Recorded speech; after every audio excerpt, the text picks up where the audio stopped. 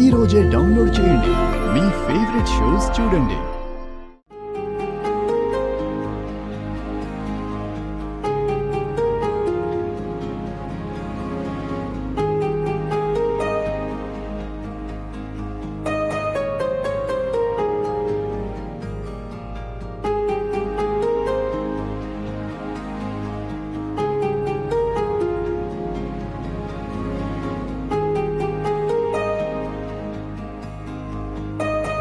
ఇదేంట్రా చరణ్ రూమ్ దగ్గర నుంచుని గొడ్ల గోపులాగా అలా చూస్తుంది లోపలికి.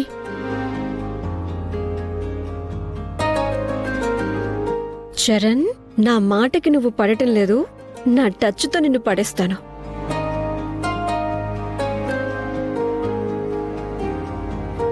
నానమ్మా, ఫ్రెండ్ లేని టైంలో గదిలోకి వెళ్తుంది. దొంగ మొహంది. ఈ తేడా అనుకున్నాను కాని పెద్ద కంత్రీలాగా ఉంది. పద పద.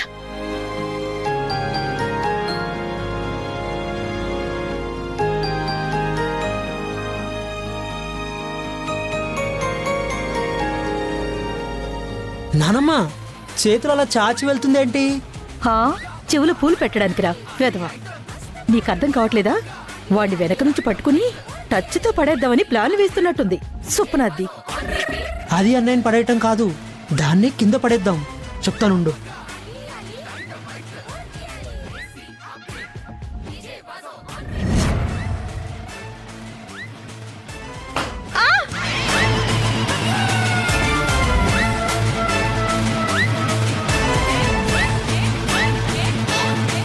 ఏమైంది పోనా?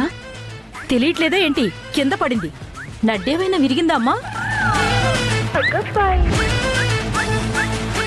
నువ్విక్కడికి ఎందుకు వచ్చావు?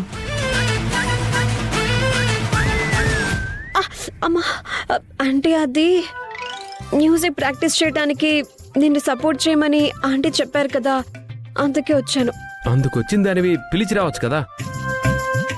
ఏంట్రా, నీ గదిలోకి తన పర్మిషన్ తీసుకుని రావాలా?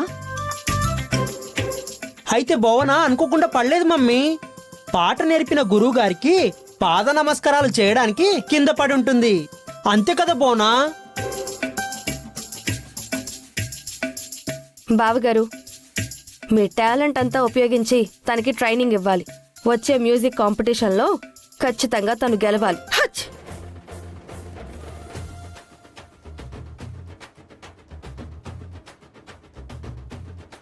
అయ్యో, అది గెలవాలనుగాని ఏంటి అపశకునం?